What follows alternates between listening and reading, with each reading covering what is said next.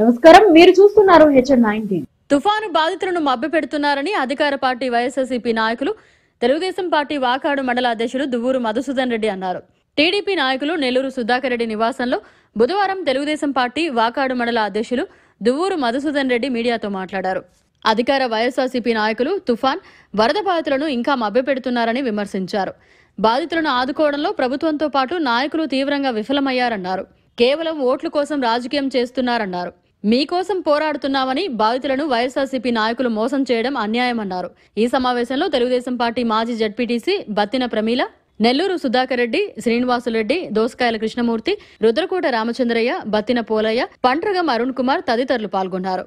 వరద బాధితులకి సహాయం అందించడంలో ఇప్పుడుండే వైకాపా ప్రభుత్వం విఫలమైంది.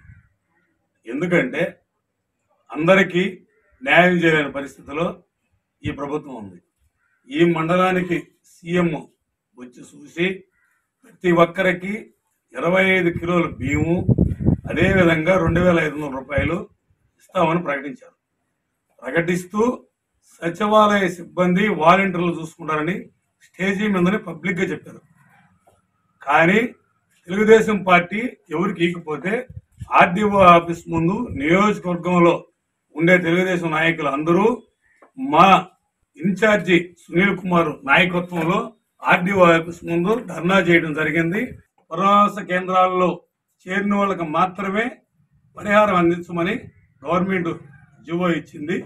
ఆ జీవోని మేమైతే కేటాయించలేం కదా, జీవో ప్రకారం మేము చేసాము.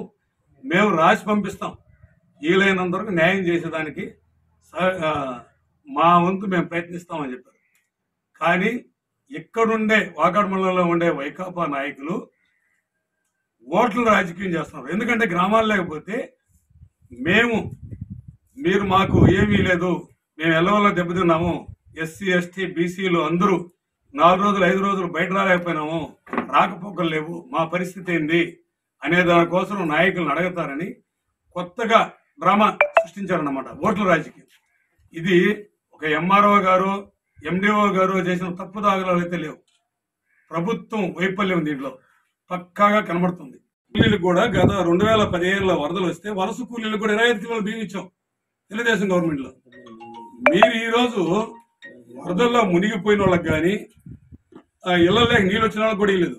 అదే కొంతమందికి రేషన్ కార్డులు అవి లేవు, కొన్ని ఊర్లలో చుట్టుముట్టుండే మా నాయకుడు గూడూరు ఇన్ఛార్జి పాసిన సునీల్ కుమార్ గారు కొంతమందికి ఆర్థిక సాయం చేశాడు, కొంతమందికి రైస్ ఇచ్చాడు.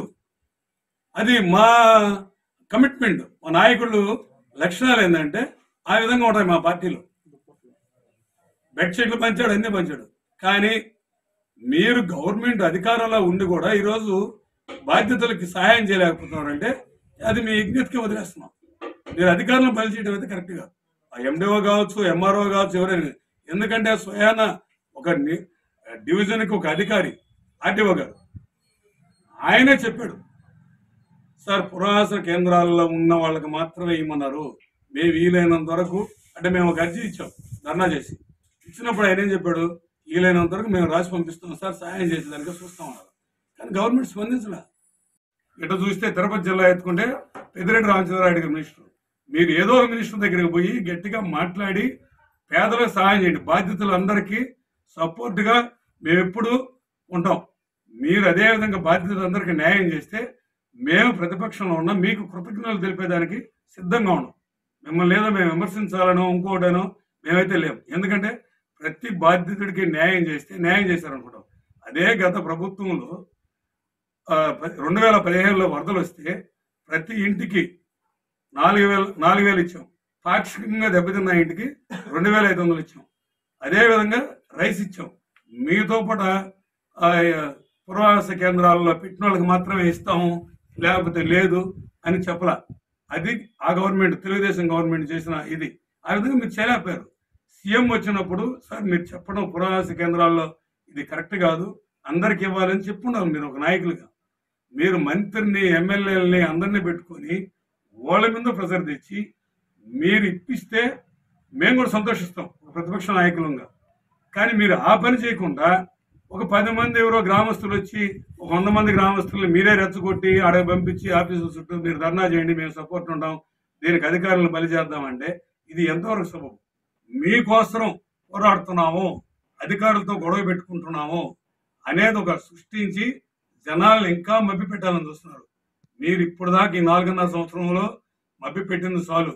ఇంకా మభ్య పెట్టాలంటే జనాలు ఎవరు అంత అమాయకులు కాదు, తెలుసుకున్నారు. మీరు ఎమ్మెల్యే మంత్రుల్ని వాళ్ళ దగ్గరికి పోయి ప్రెజర్ చేసి సీఎం దృష్టికి తీసుకుపోయి, సార్ మేము గ్రామాల్లోకి రేపు పొద్దున పోవాలంటే ప్రతి ఒక్కరు మమ్మల్ని నిలేస్తారు, కాబట్టి ఆ జీవోను తొలగించి ప్రతి ఒక్కరికి సహాయం చేయండి. మరిన్ని అప్డేట్స్ కోసం మన HN9 టీవీ ఛానల్ ని సబ్స్క్రైబ్ చేసుకోండి.